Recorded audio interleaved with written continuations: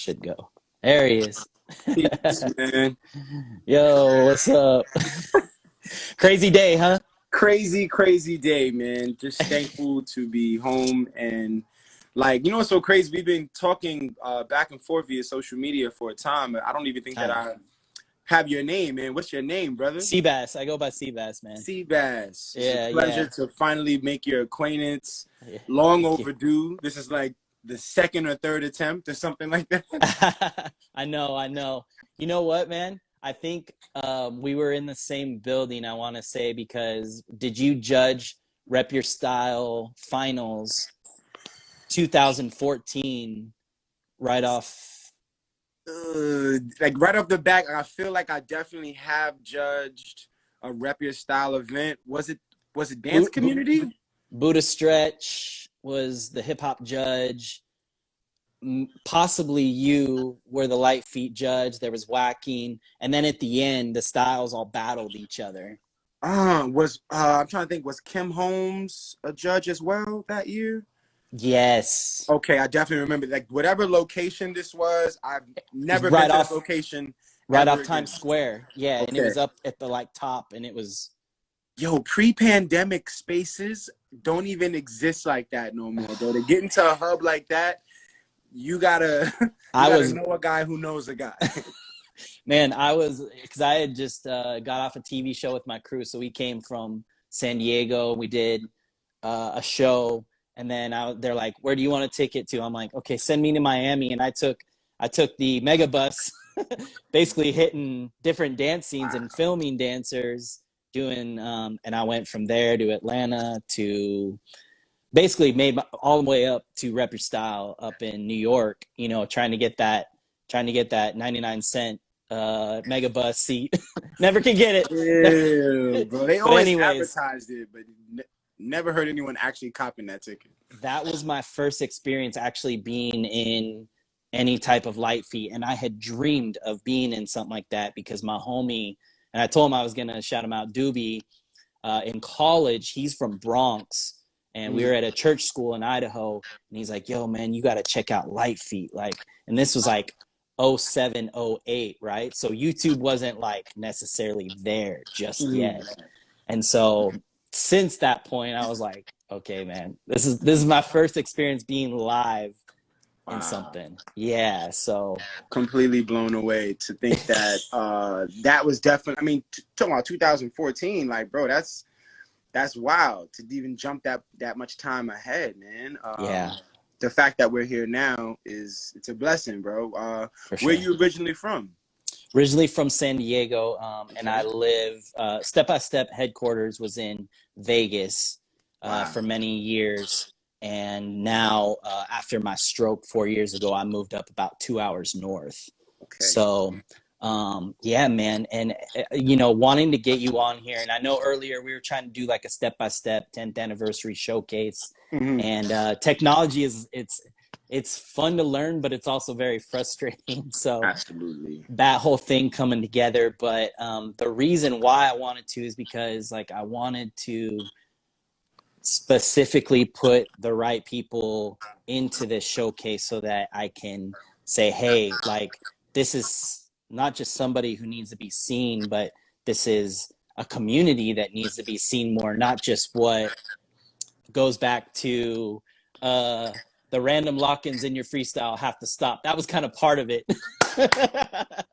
And I'm reading that from your Instagram, you know. And it's funny, we got Stockos on here who I talked to last week, and he had another kind of like meme thing that we were talking about with him. So these things are important to me to talk to you about so that you can get that knowledge out, because I've seen in let's say Hip Hop International, right? Like we covered that for many years, and it would be like, okay, we're doing this. You have to do at least 4 styles. You can't just do choreography. And I would see them do a transition of locking for about 10 seconds, and then all of a sudden they go back into choreography. So when you posted this, I was like, oh my gosh, man, this is exactly what it is right now. It's crazy to see the popularity of a thing rise like that.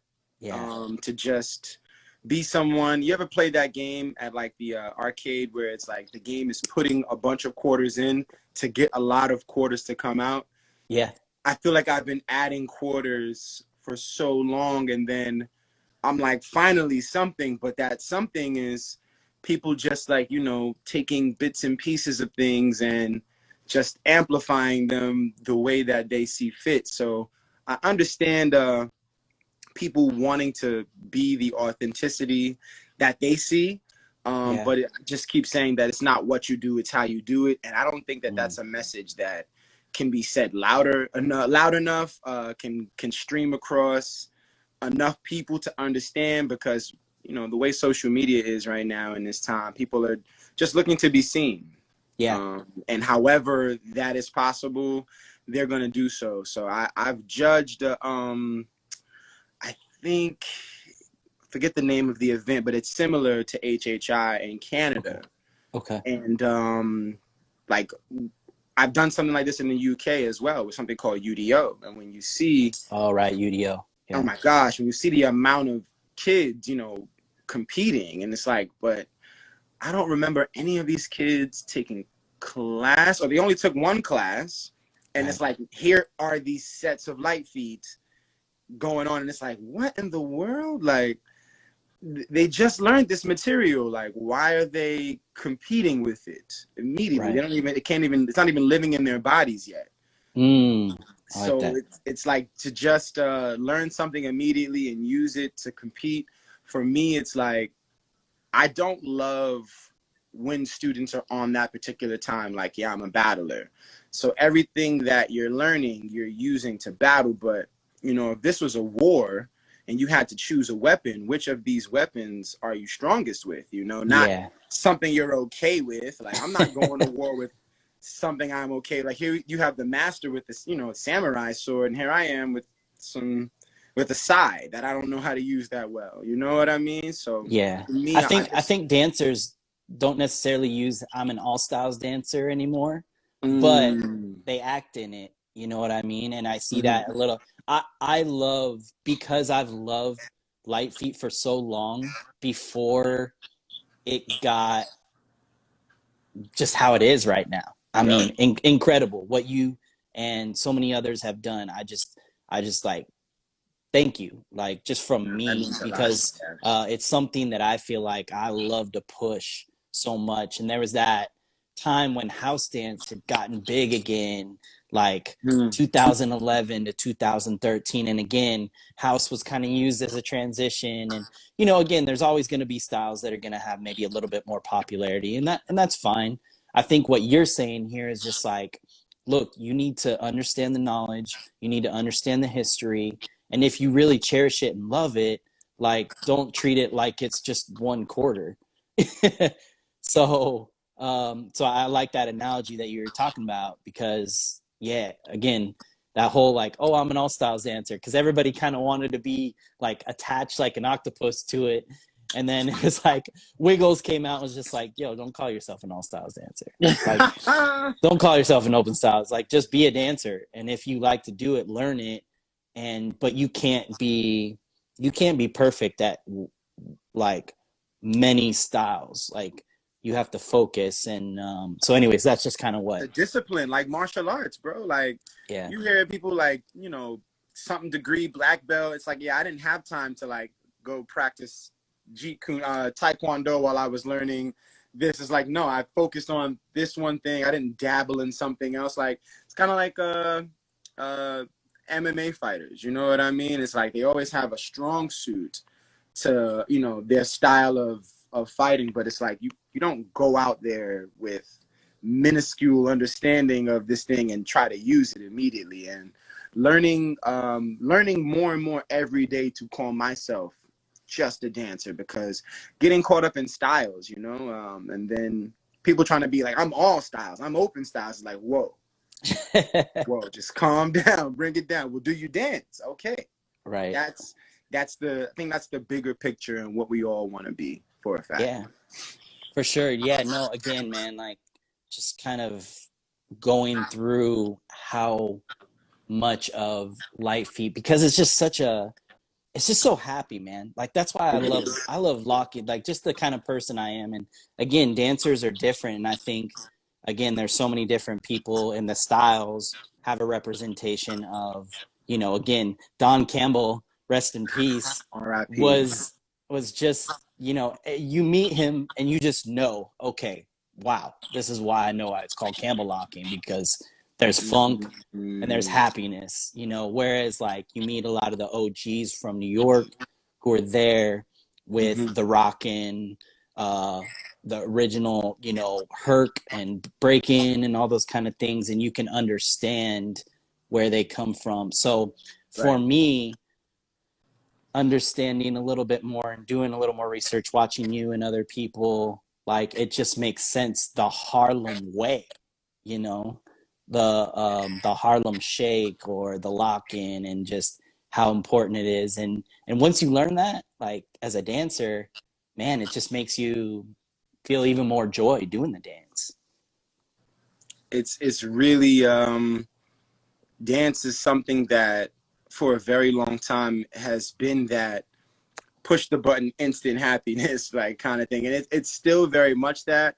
Like heavy is the head that wears the crown, because of just the spaces that I'm putting myself in, looking to protect the dance. So there are some days where it can be like my brain, you know, but it gets crazy, man. But what I can still say is that the time that I started this dance, with my peers at the time and the people that, you know, just from the community, that was a very prominent time. And I think that that's why the dance hits a certain ways, because of the time. Imagine Lite Yeah. Feet being created at the top of the pandemic. You know what I mean? Like it just, like the inception of it, like it reaching social media around that time, like it would be a completely different thing. Lite Feet has been on every platform since YouTube. Yeah. You're talking about, you know what I mean? So since YouTube, we never got to, like, we were on MySpace, but no videos. Like there's a lot of individuals from Harlem, from New York, that were in the scene, and we were definitely all on MySpace. But as soon as Yeah. something like YouTube came out, flooded the gates. Like Right. breaking Lite Feet, Crump, and maybe like Extreme were like huge word searches on YouTube. Yeah. Yeah. They always led you to other things, like the first of the viral videos, you know. So there's a lot of videos of kids dancing in parks that have gone viral, where those kids don't even dance anymore. Right. That's amazing, man. So let's go back a little bit, and Mm-hmm. just talk. You know, you've been dancing obviously since you were a little kid, but growing up in Harlem and having that history of just so much, not just music, but art and dance and all that. What was it for you that really got you started within just dance? Um, what really got me started with dance is like just watching my mom, Mm, my grandparents, um, turn some music on. We're cleaning on Saturday morning, and everybody's right. like wiping stuff down or humming a tune. So my rhythm and understanding and love for music and dance really starts home. But on my own, it would be watching movies or music video, movies like Beat Street or Breaking, Crush Groove, even New Jack City, like anything Mm, that was quintessential to New York that had a little bit of music or dance in it, I was on it. Or if it was like a full-on dance, I was watching it. And right. yeah, my oldest brother showed me the Running Man at 5, and that Hey. was the first thing like really shown to me in person. Like other than that, it was like two-stepping, clapping and snapping on beat, humming a Right. tune. But when my eldest brother showed me the Running Man, it was like Rain Man. Like, yeah, I got that. Got it. Yeah. Next. You know what I mean? Like, so yeah, my love really starts home, and watching movies and music videos. Like, I am like, Mr. Wiggles is someone that I idolize. Like, that's someone that when it comes to artillery, If Mr. Wiggles was going to war, he would be like Arsenal. Yeah. He'd be like Arsenal, you know what I mean? He would have every weapon. He's a master of all of the things that he can execute in that way. And just seeing people like him, and obviously Mop Top, Elite Force, seeing them music videos, not knowing who these brothers were. Yeah. Like, yo, who are these brothers dancing with Mariah Carey? Or who are these brothers with Halle Berry? Or Yeah, Michael Jackson, all Michael, that. I mean, you know what I'm saying? But like, that's what I mean. Like, who? And they just kept popping up. I'm like, I don't know That's who what they are. connected me with Lite Feet so quickly, man. Because Mm. again, I think you and I are around the same age. I was 83. I think I saw you're 86. Yes, sir. So I grew up with that same, like my older brothers and sisters, like they grew up in the 80s and the early 90s. And man, I just remember the Too Legit to Quit, like Bobby Brown, you know, just being able to feel that Running Man. I don't know what it is, man, but there's just so much power and fun in it, you know? Happy. So that's why when I first seen Lite Feet, I'm like, man, this has the same energy, but it's going a completely different way, which is awesome. But Yeah.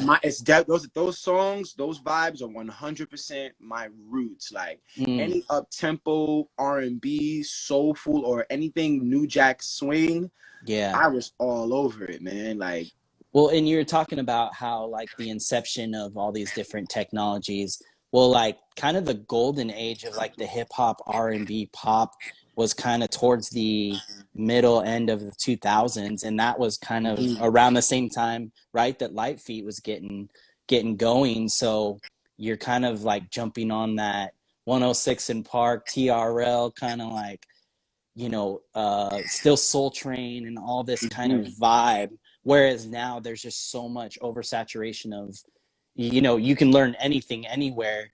And again, that's why I think still Lite Feet keeps that natural hype no matter what. You know? it's rooted in the people. Yeah. So as far as kind of like learning that, was there like a first moment that you kind of started getting into at the actual like battle community, and then eventually, yeah, just kind of tell me from where like you were, you know, seeing, you know, Mop Top and all these people to where eventually Lite Feet kind of got birthed.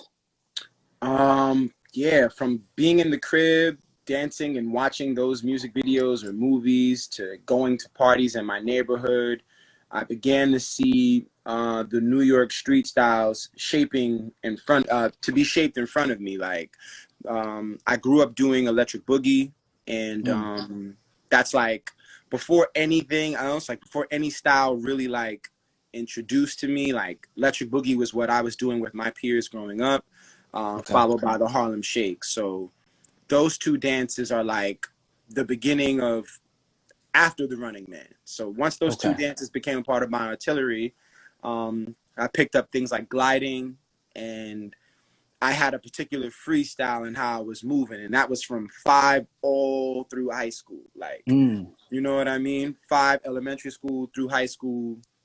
My last year in high school was when I first got to see the tone wop. And actually, there was these 2 kids in gym class named Corey and Didi. And I believe, well, they both were doing the tone wop, but I asked Corey, like, yo, what dance is that? He's like, yo, it's the tone wop.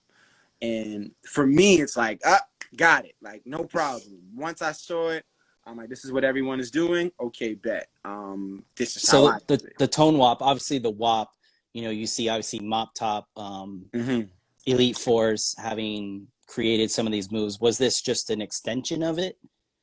The tone wop is an actual vibe created by someone named Tone Wapadoo. Tone Wapadoo is from Harlem, and you know, I feel like there's nothing new under the sun. It's something that you know, an elder told me, someone that I hold near and dear to me.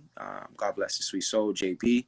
And he told me that there's nothing new under the sun. And when people are doing the WAP, I look at the prep. The WAP isn't side to side, it's a prep. And the tone WAP is a certain kind of prep. And it's these isolations that it just, now no one's ever said this to me, but my mind is like, all right, I'm from 86. I done seen a lot of dancing take place. Yeah. these two things, if they're not related, all right, nothing's new under the sun. It's Yeah. the WAP is in the roots, and then on the branch would be a tone WAP, or Mm. whatever can come out of it, and just it's to the point where I created a technique called WAP position, Okay. and that's just based on growing up doing the WAP or doing the tone WAP many years later in high school. So yeah, like those dances, like the tone WAP was the first thing I saw. And after high school, I started DJing my last year in high school. Okay. And I got to see more of New York parties and what dances were happening at the time. And it's where I got to see the chicken noodle soup for the first time DJing. And I was like, all right, what's that? We don't even know what this is. Me and my partner were DJs, we're playing music, and we see these kids coming out, let it rain, clear it out, and hitting this shuffle. I'm like, why are they dancing like elderly people? Like couple senior citizens, catching the Holy Ghost or something like that. Yeah. We were calling it I was calling it the old man shuffle. Like for a brief second until my partner, DJ T Nice, he found the chicken noodle soup. He's like, yo, bro, I found the song that the dance everybody's called Chicken Noodle Soup. And when I heard it, I was like, this, like, the name sound ridiculous, but when I tell you that record had Harlem all over it, it's all just over it. The energy is like from the Harlem Shake up until right into Lite Feet or just the tone wop and chicken noodle soup. I'm like, how is that energy transcending that way? It's like they have to be connected. There's was no Webstar way that already established within Harlem then say at the that one time? more time. Webstar, Webstar was already an established DJ. Okay. He was an established DJ, and he had a particular circuit of parties that he had been doing for a while, really building his name up. So when he dropped Chicken Noodle, it was like he just had to play the music, play the song at his parties, Yeah. So, yeah. And he had literally every team at one time in Harlem, Bronx, coming to these parties, and the dances that were popular at the time, they did them there, And for us, being a DJ at the time, me and my partner, we just wanted to keep the people dancing. So when we found this song, we followed suit, and that's where we were going with the tunes. I'm like, all right, you're going to play the music, I'm going to dance with the crowd, and I'm out here chicken noodling with everybody, But I got to meet Webstar. Maybe I started DJing 2004. I got to meet Webstar year of 06. Okay. Before Chicken Noodle Soup was filmed, I got to meet him while I was dancing at a street basketball tournament called the Kingdom Classic. Okay. And he walked up to me. He was like, just as I finished dancing at halftime, he walked up to me. He was like, yo, I see what you're doing out there, man. You nice, bro. You want to pull up to my video? And I'm like, yeah. And when he said it was for the chicken noodle soup, I'm like, oh shit. Like, excuse my language. Like, oh snap. Like, that's crazy. Like, just the way the universe full circle. Didn't even know about this dance. Wasn't even doing the chicken noodle soup like that. I'm just doing it. It's another one of those dances where I found out what it was called. I'm like, oh, got it. I'm doing it with the crowd in the party, so I know essentially what it looks like, but I like the tone wop. The tone wop wasn't something in my area. When I saw it is when I learned it, like that one time. And the chicken noodle soup was the same thing. I had a little brief experience in the parties, and when I got to the video shoot, I saw everybody was doing it. Okay, this is what I'm gonna do. Yeah. And for me, those dances became weaponry in my artillery. If that, you know what I mean? Like another skilled brush in my set of paintbrushes to paint a canvas. Well, and I think people need to understand, again, like going back, like pre all this technology, how big those kind of things were and how different it was, because you've got, the Montel Jordan party jams, you've got the, I'm trying to think, Coolio type stuff. And then you get something like a chicken noodle soup coming out, and you're just like, man, it was for its time. It was perfect. And that's why now understanding, like, you being a part of that, like, that's what I associate, not knowing much about Lite Feet at the time, but connecting with, again, being able to have that vibe that just continually just makes people feel happy and joyful and represent Harlem. So what a cool story, man. Like, that's such a cool connection of being able to be a part of that. it's a blessing to even, you know, speak to people that want to know about this thing, because, you know, growing up doing it, it's not that my brain or I even understood it was Lite Feet until making sense of what that even means, you know, like everybody's calling it something else, and then it kind of molds into this thing, and it's like, all right, it's not like how it used to be back in the day. So what is it now? And I feel like it went from going to being Lite Feet, Light, to getting light, to now we're referring it to as Litefeet. Right. And the way we speak is like, yeah, I do Lite Feet, or yeah, I get light.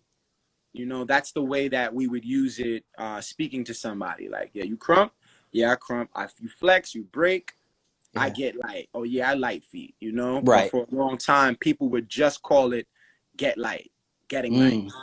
Yeah, and that's kind of what my friend again from the Bronx was. It's like, yeah, man, you got to see these dudes getting light, and I'm like, what's Lite Feet?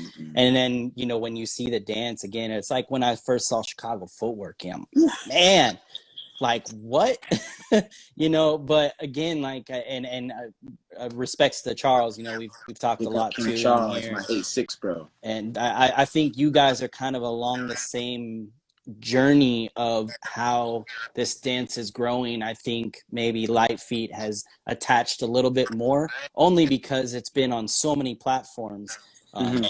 Ellen, you know, the list goes on. You already know, like Waffle Great. Crew, like everybody. So I guess what I really want to know, and I know there's been all this success, but man, when I was there 2014 watching the homies get down and Rep Your Style, and everybody's doing the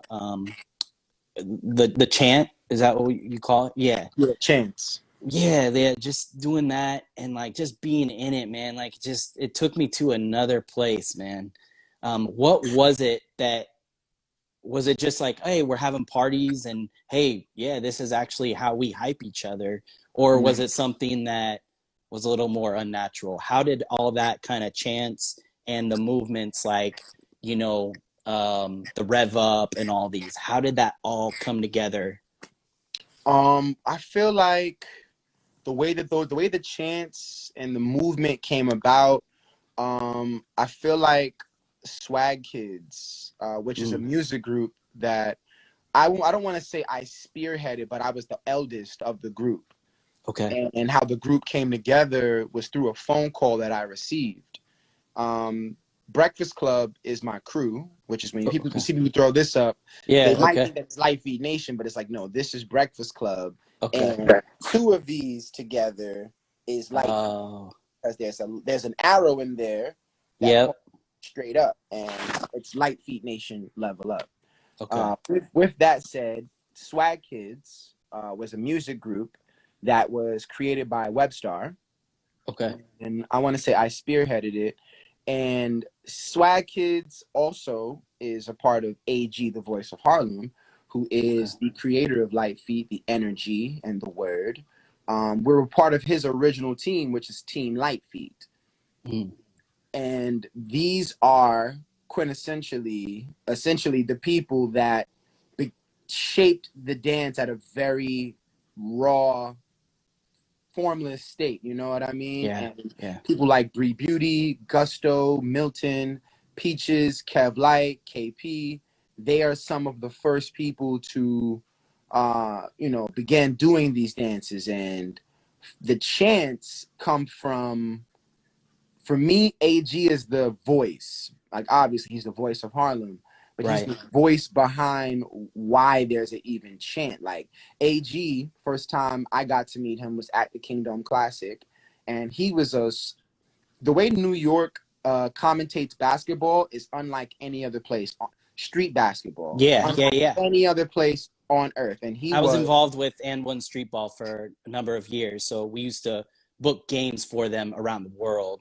Wow. So yeah, so I knew Hot Sauce. Like, you know, some of these cats have conversations. So I kind of the only reason I'm saying that is because I understand more because of having been involved with something like that. So and one is like, I'm like I feel like the people that loved and one found Lite Feet. Yes.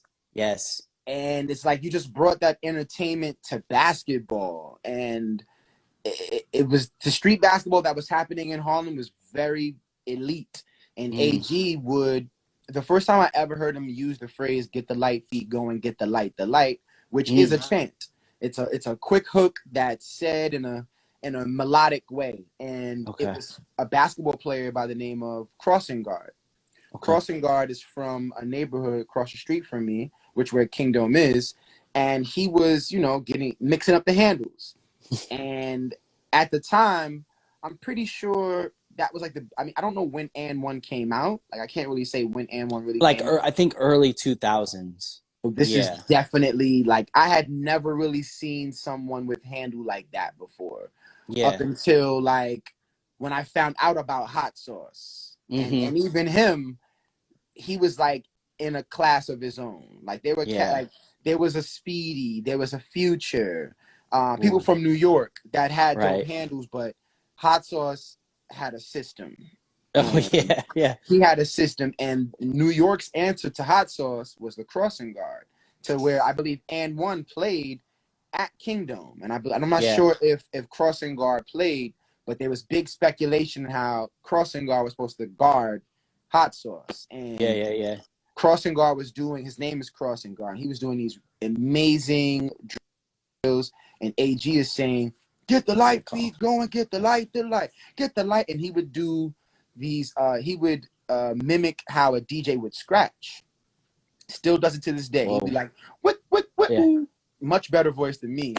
But first time I heard chanting, and it wasn't even like when I danced there for the first time, my name was chanted or anything like that. I didn't receive my name until dancing there a couple of times. And AG, the voice of Harlem, and a gentleman by the name of DJ Ted Smooth, who created the Harlem March No Music song, he produced it, and AG rapped over it. He asked AG live at a basketball game, like, "Yo, who's that kid doing the Crybaby?" AG goes, "That's the Crybaby." And it just kind of like stuck with me to the point where I would go places and people like, "Yo, Crybaby," and I'm walking like, "Yo, Crybaby," and I turn around, I'm like, "Me?" Like, "Yeah, ain't you Crybaby?" I'm like, "I guess." Like, "All right, no problem." Like, that's what everybody. And you know, growing up in New York, you wanted a nickname, but Swag Kids is definitely that bunch of kids that were growing and learning under AG's tutelage. And when we began doing music with Webstar, which was from that phone call, he asked us to all come to his block. And when we went to his block, he formed Swag Kids. Like, "All right, I'm going to make a music group. Y'all are going to rap and dance, and, you know, we're going to do amazing things." And when we went in the studio to make 5,000 obviously is the song where you get to sing about tone wop, tone wop.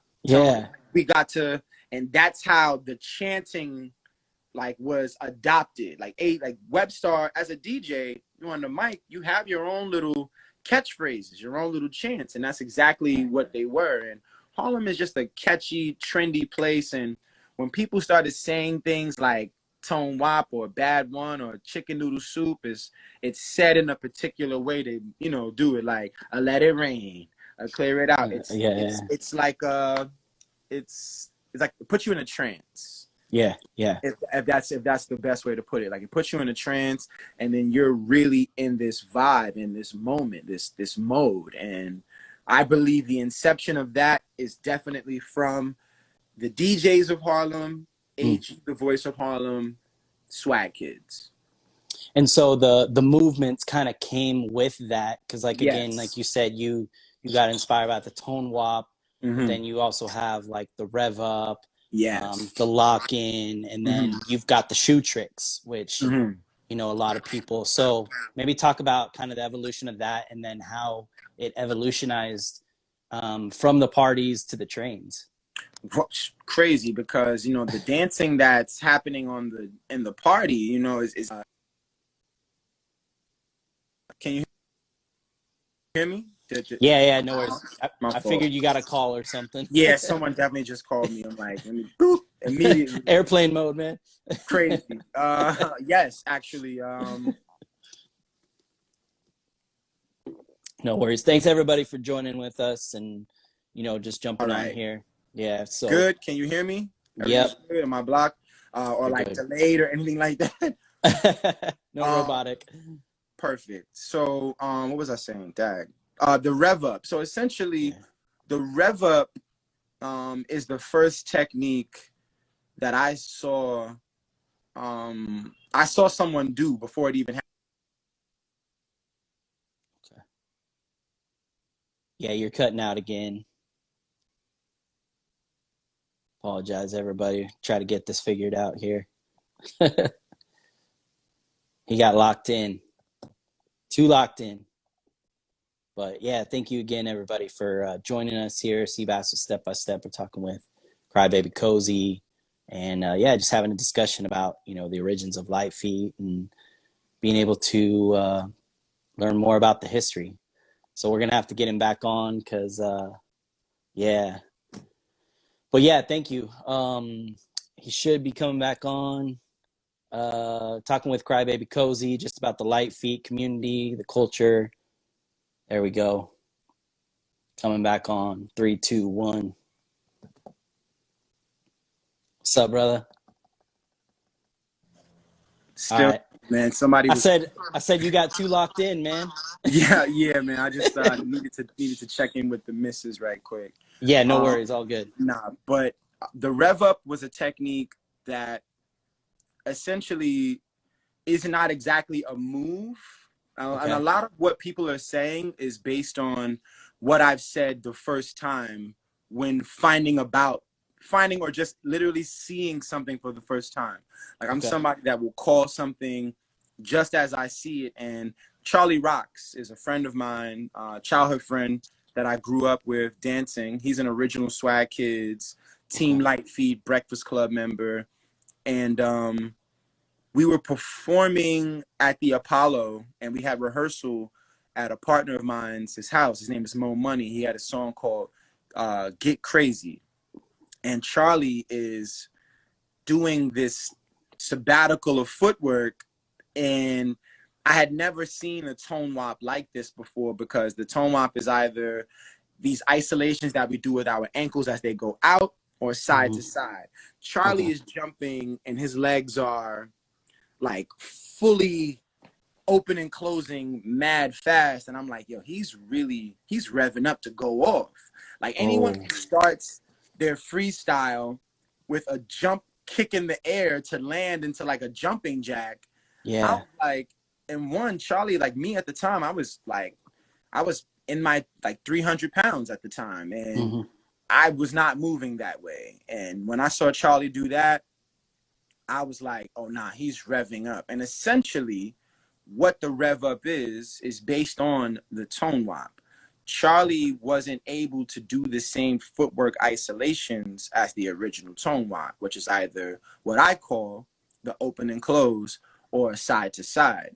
Okay. Charlie was doing a jump with his leg in the air to land to an open and close, like a jump open close. And that for me was the beginning of the evolution of where the tone wop had went. I'm like, all right, here we are stepping into these particular variations, and Charlie is jumping into these variations. So it made you want to try to one up the style, because Yeah. for a long time it was either the Harlem Shake, the tone wop, and like after the shake died out, quote unquote, people went right back into the footwork. Okay.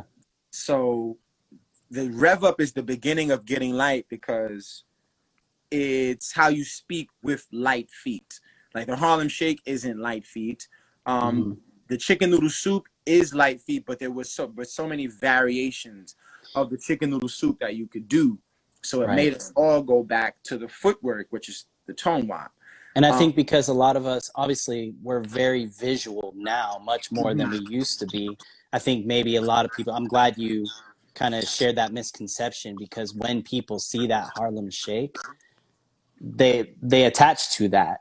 But when you actually look at the rev up or the lock in and the tone wop, like it's part of a puzzle. You can't just throw, and there's people with different puzzles, but you still have to have that foundational puzzle. and they're pieces. they're all connected. It's not like Yeah. either like these pieces are the smaller piece to a larger whole, and the tone Right. wop.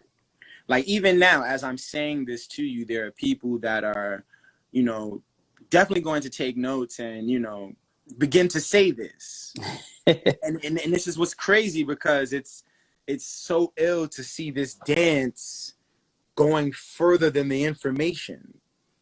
Here is like the world completely enthused about this dance, but the information on it is like, you know something? What do you know? All right, okay, that's what I know. I'm writing that down too. It's like, but for me, no one had to tell me about Lite Feet in that way. Or when I began seeing things, I began calling things as I felt that they were. Like, I didn't name the lock-in, but the phrase lock in comes from locking in. Like, yo, I'm about to lock in on some, which is basically just a focus point. And Yeah. the tone wop It's like a crescendo, right? Like it just hits. it Yeah. hits. Yeah. But the tone wop is something that we hit. You hit the tone wop. And it's how hard the hit is. Yeah. The lock-in is one particular hard hit. Getting light, you would lock in while getting light. And that's not just the one hard hit. It would be a freestyle of tone wops, side to side, forward and back, that had hard hits. Dang, man, I just got chills, man, because it's Wow. the vocabulary and just being able to again connect those puzzle pieces is incredible, man. I've grown with this dance. I'm really happy that it's done that for you, because like I caught chills today talking to somebody that I work with now, and I didn't even know that he was someone that I knew when he was 10. He asked me today, he's like, yo, you ever heard of a dancer named Chrybaby? I'm like, yeah. Well, my name is Chrybaby. He's like, yo, I knew it. And he was like, I'm such and such son. I'm like, what?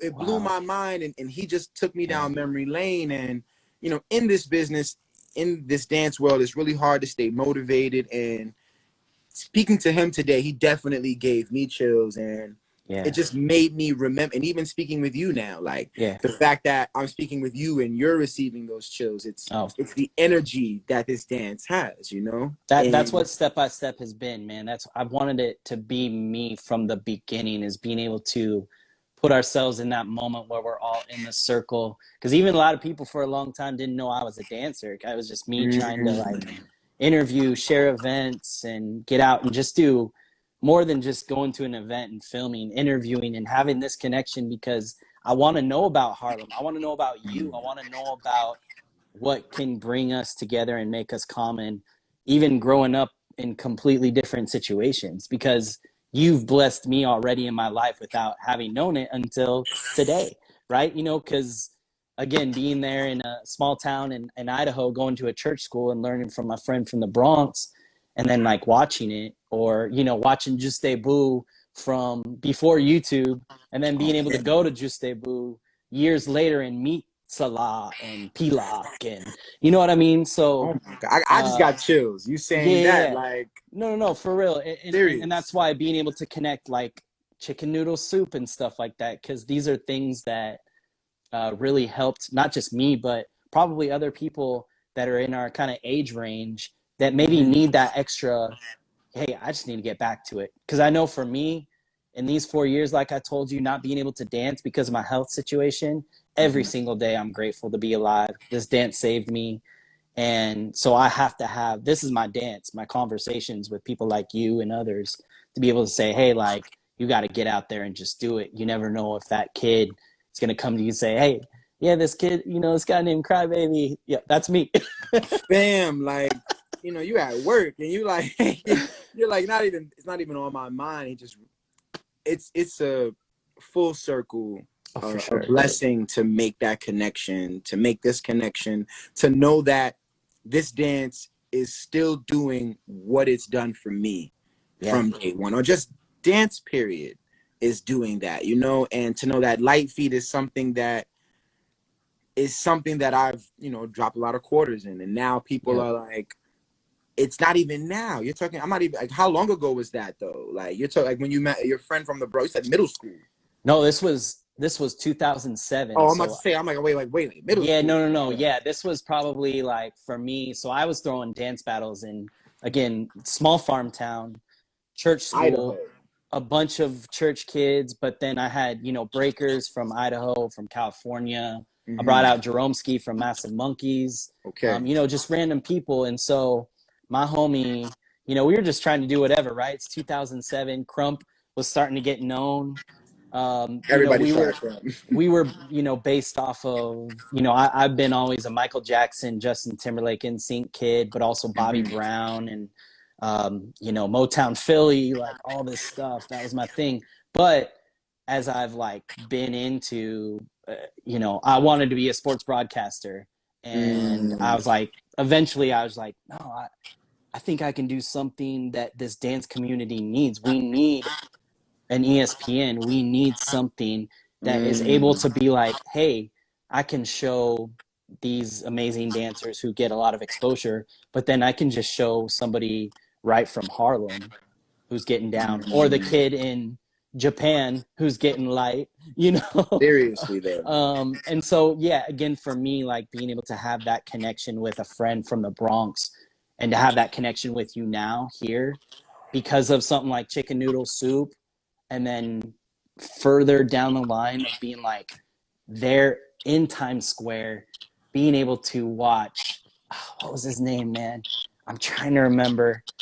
He was crazy. I mean, he Silencer. silencer, bro. Silencer. I think He like Silencer jumped in a battled. trash can. That was the whole thing that set the event off. He jumped in a trash can and he was getting light in a trash can, and the whole place just went crazy, man. And I was like, I'm witnessing history right now. I'm in that chant. I'm in that Wow. light feet that I've been dreaming to be in. So yeah. Wow. Anyways, silencer.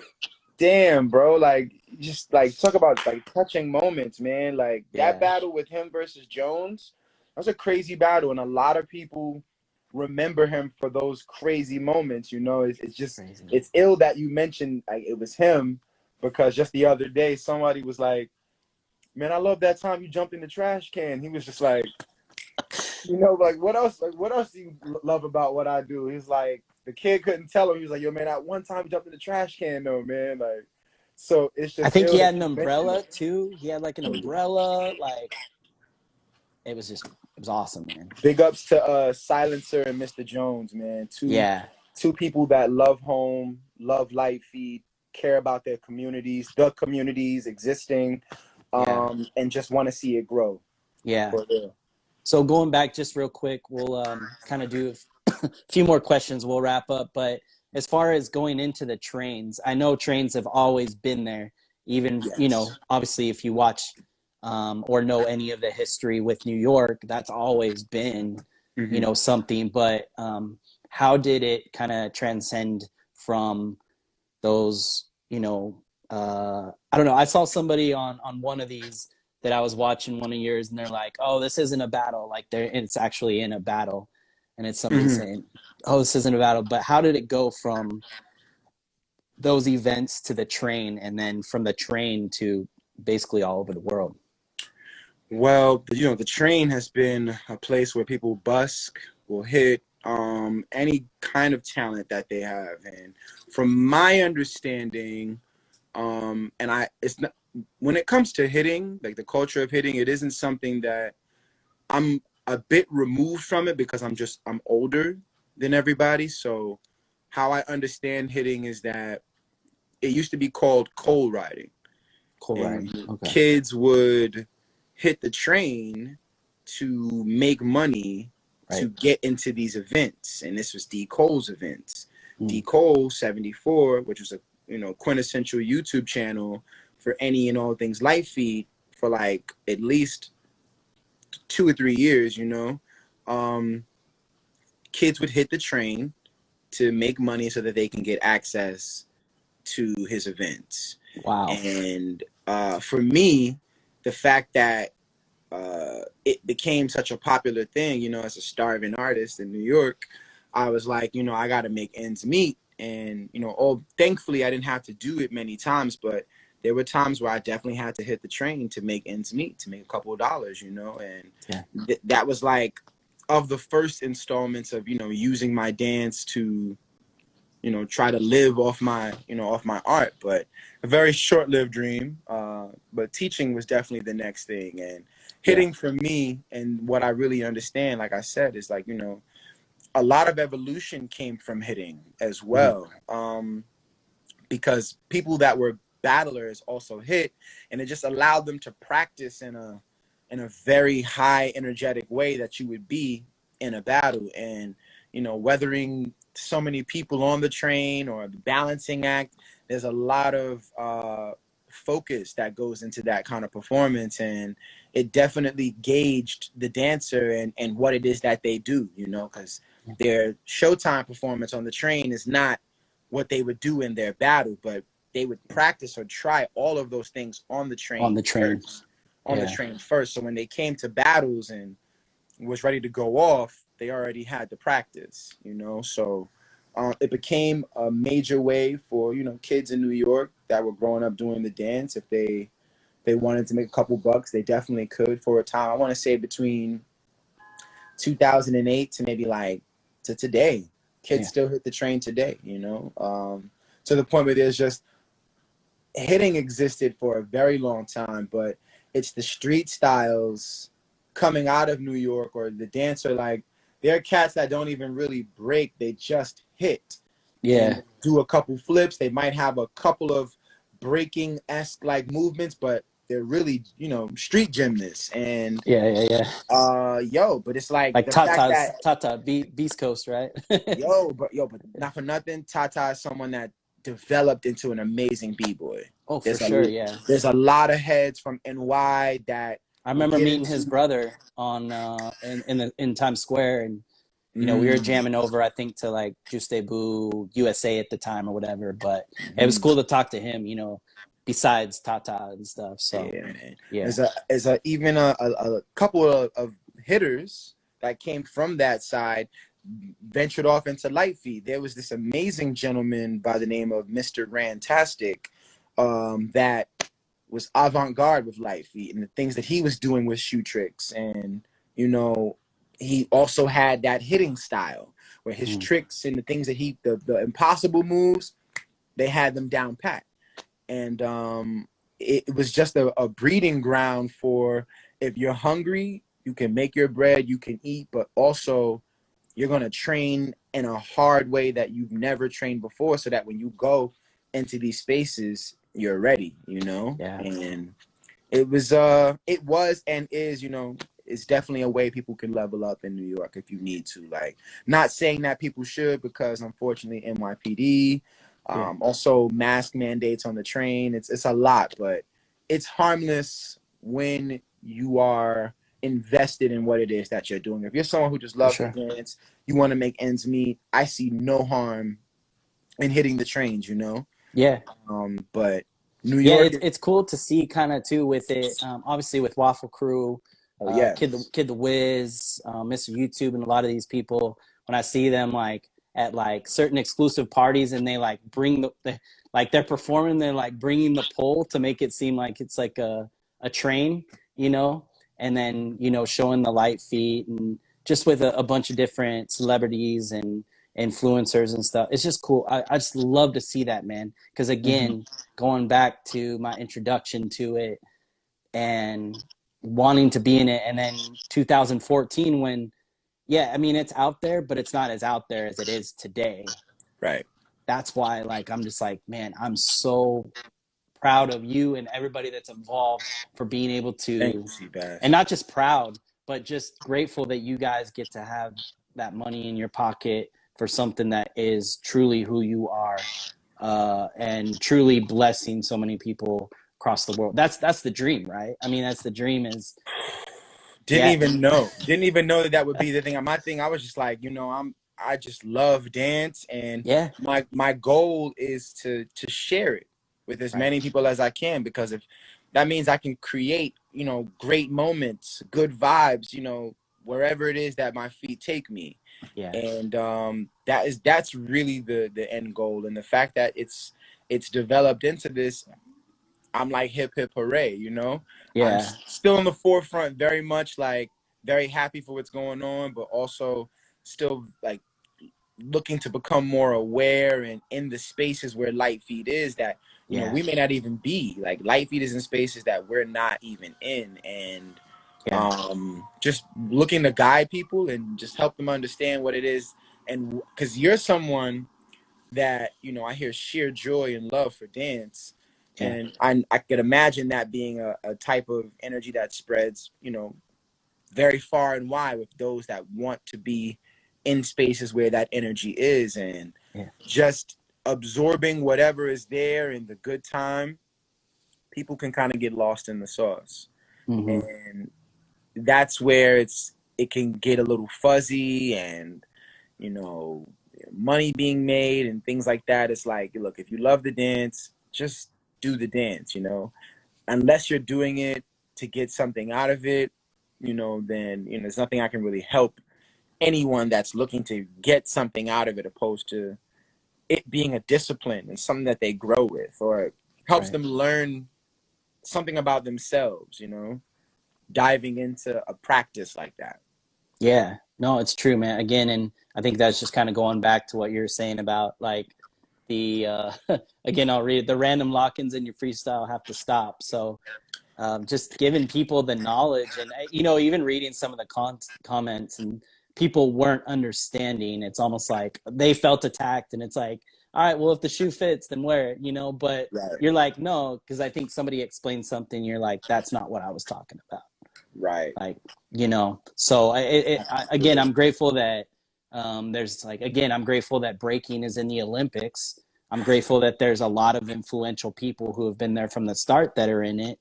I Right. know there are people, and there's everything's not going to always going to be perfect. It's not going to be, nobody's saying it's going to be straight culture. It's just an opportunity, so that we should appreciate that we've made it this far. And so again, for you, it's great to see how much you've been out there, like, again, and that's why I try to share the events, or anybody that's doing, teaching anything, so that people know they can get the knowledge, they can get, can ask questions, they can hit you up and just ask questions, you know.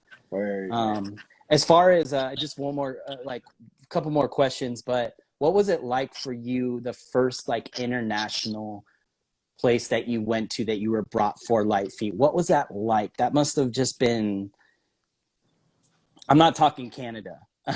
No, no, no. I'm talking like Japan or even across the pond. Like, but what was it? What was it like for you to go from where you grew up and how you grew up, and then you're like, wow, I'm traveling. That was a culture shock. Yeah. Culture shock, man. The first place I traveled internationally was Taiwan, Wow. November 2016. And it was, I was just coming out of like a really crazy relationship, Mm-hmm. and extremely down, you know, just with the way things turned out. And I had got this message out of the blue, and I had never received a message like that before, and it just was definitely taken aback. My family was a little nervous, like, "You're gonna go?" I'm like, "Yo, I've never been summoned before like this, you know." So I'm definitely gonna go, and to actually touch down in Taipei and meet Henry from the Mass Crew, Carrie Sue of Hybrid Crew. Mm. Much love to y'all. Was welcomed with much love, much respect, and to just really see what dance life is like outside of New York. Really blown away. The cultures, the communities out there are. If those communities lived in places like New York, Yeah. pre-pandemic, pre-pandemic, they would be everywhere. They probably wouldn't sleep. You know, I understand why Yeah. people come here and they try to get at and be at everything, because it's like, we're finally here. It's New York. Like, this is the Yeah. place to be. And I can understand why they are that way, because home is just so different. And Yep. you know, these dance studios will create the events based on the culture, you know, based around the culture. And it's a dope thing that they can recreate that. But I really hope that those people someday are able to, you know, feel what it is that you felt being in New York, because that's why they're having all those events at their studios, is to sort of emulate what is, you know. It's in no way, shape, or form a club or a battle in New York, but it's like, you know, this is what we create here for our communities that support. And to see that, I was like, yo, this is bug, because the people that I know that are a part of the dance community have never stepped foot in like dance studios like that. Or if it is, it's like we're here now because of like D. Cole. D. Cole is someone that introduced dance studios to us, like renting a dance studio and then having a battle. That was something that I had no clue of. So when I saw people doing that, and then to travel abroad and to see people are doing this, I'm like, yo, this is type ill, to just know that they're creating the vibe for their community. And it let me know that what it is that I'm doing home is definitely in the right step, in the right direction, and that I need to go full throttle with this, like as much as I can. And from there, I believe I went to Canada, and just to experience Canada, like just any time to leave home for a dance that people didn't even know about. There's always that moment on my way to the plane or on the plane where I'm like, I can't believe this is happening. And it's not something that's it's crazy to be taken for granted. Like, yo, like especially pre-pandemic, like to have taught dance at a time where I didn't have to have a mask on, or there weren't any mandates or any, you know, vax talk or anything like that. It's definitely a blessed experience, and I often reflect being in those countries and just how that time is not right now, literally because of the pandemic. But ever blessed because I was able to, and that actually was able to do my very first judge demo, and I performed to Drop by Timbaland, Fat Man, and literally I had never prepped for a judge demo before. And I asked the DJ, I was like, you got Drop? He was like, yeah. I was like, yo, play that. And I went up there and I went ape. I went blood out there. Definitely went ham. I had to show people like, I'm like, yo, wait, I'm from Harlem. Dude just said I was from USA. I told him to say Harlem, and I was just like, man, don't get me egged out here, you know. You know, he just like, from USA. I was like, oh gosh. But yeah, I really went out there trying to dance for every person that I had ever met uptown. Like, this is for y'all. Like, this is for y'all. This is for y'all. Like, this dance I'm doing right, I'm going ham right now. I'm trying to show these people what it is that we come from and why it makes me move this way. And I feel like I most certainly did just that. It was like a jumbotron behind me. Never been in a space like that before, man. So awesome. a lot of eye openers and first times. Just a real blessed experience. Many more to come, man. Again, many more. Yes, man. Many more to come. You know, I saw somebody say happy belated birthday. Thank you. Appreciate that. And then Shashu said, did you ever come to Montreal? I believe you have. Or Toronto. You've been to Toronto. Been to Toronto, Red Deer, but would love to. Is Ottawa in Montreal? Or is Ottawa? I think it's Montreal, Ottawa. Okay. So yeah, I'm definitely looking to pull up, man. Like, for sure. Yeah, no, thank you so much again, man. I really appreciate your time. I know there's going to be much more conversations, and when I try to get out there, you get out this way, try to, you know, shoot some stuff with us. But again, thank you so much. Yeah, exactly, man. Is there anything, just my last question, that you see right now out there that you want people to know just about where Lite Feet is going, or where you would like it to go? I would like for people to know that the information that you seek, it lies within community.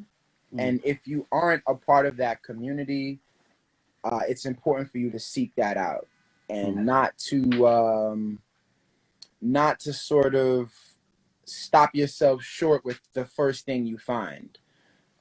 There's more than meets the eye with the dance, and if it's something that you genuinely love, you should evaluate that love and how do you water that? Like, how do you water that plant? How do you nurture that love?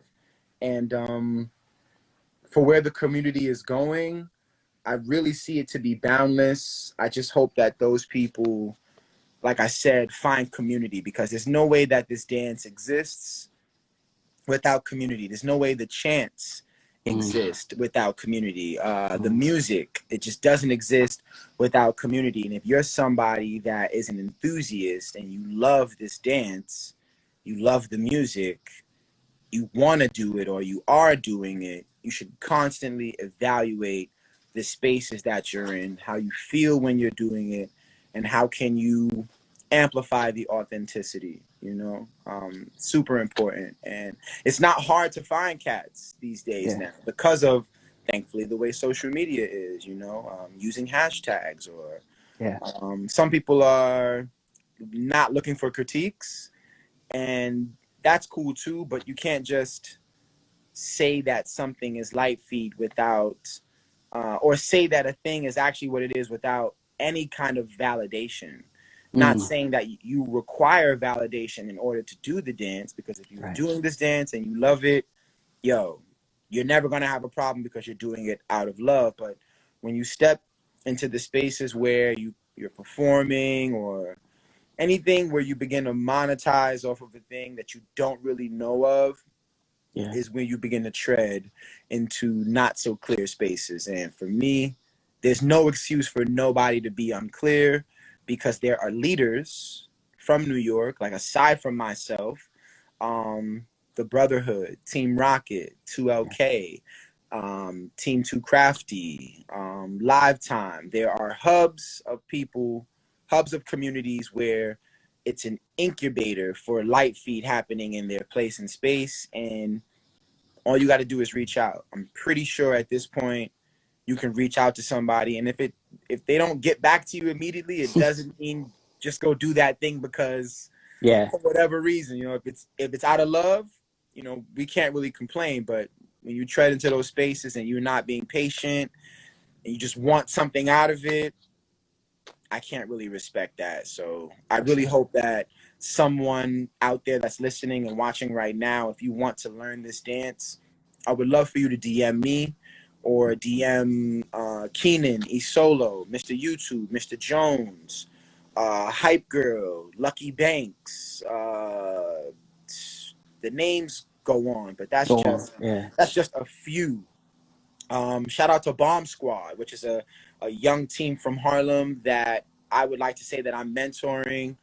Know a lot, Kid Smooth, Boy Ice, Smoke Light. These guys are the future of East Harlem, and from my foundation, from my home, and where the dance is going. Like, so there are people out here that are looking to help with guidance and point you in the right direction, or tell you where you should go. You know, you don't just walk in. If you know, when you walk into a library, if you know where that book is, you're talented. You don't work in the library. How do you know where everything is? Right. Amen. People are, you know, or you just gonna look around. If you look around, then that's cool too. But you're essentially gonna stumble upon the information. So at least take time to look around. We've got a lot of good analogies throughout this conversation, man. We got quarters, we got libraries, we got everything. Thanks to my mom. Yo, my mother is someone that's literally how she teaches us examples, analogies, and it sticks with me. And but it's good. It's good for people to visualize, man. And I'll just say this last thing too. If you guys try to stay away from the Facebook groups, because I've been, bro, between What's Poppin', which is another very, you know, heated conversation. I don't think there's any other group on Facebook that's a dance group that's crazy like Lite Feet. These Lite Feet groups. I'm so sorry you got it. I'm sorry that you even caught wind of those things. I created one in 2011, just trying to be like, hey, come on, guys, let's all come together. But kids, you know, Lite Feet is, I'm like the eldest of the eldest, but Lite Feet is really something that is birthed through the youth. And those kids are now like in their 20s now or approaching 30, and it's like, it's good to talk to you at this age and this mind state now, because when you were a little bit younger, it just wasn't hitting that way. So I'm sorry you had to see that. We are trying. No, it's cool. Again, it's Facebook, man. It's one of those, everybody, again, I've been through it with the What's Poppin' page. And, again, I've always just tried to like dump footage on there just so people can see and like, hey, step by step, is trying to help bless each of these communities and help, showcase people and all that. But then, one person gives a comment, then the next person, it's like, okay, I got to turn off my notifications, man. It gets bad. Like, just the fact that people can give their own opinion, it's like, yo, you could be dancing, but you're like, your fingers are working, and I know, the man. amount of dance that's happening is not balancing out to the talking. And like I said, we are trying, but it's all definitely looking better for the future. For sure, man. Well, thank you again so much, man. I hope you have a blessed day. I'm glad you had a great birthday, and yes, bro. yeah, we'll definitely connect on some more stuff. But again, thank you so much for.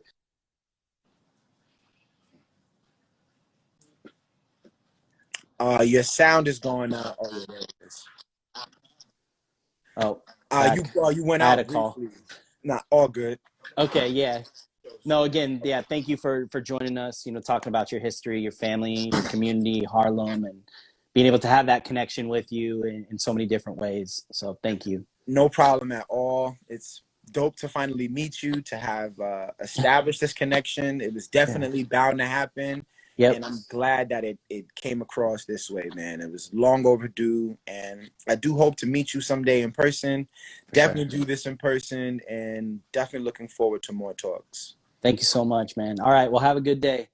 Yo, be safe, Seabass. Catch you soon, brother. You too, man. Peace.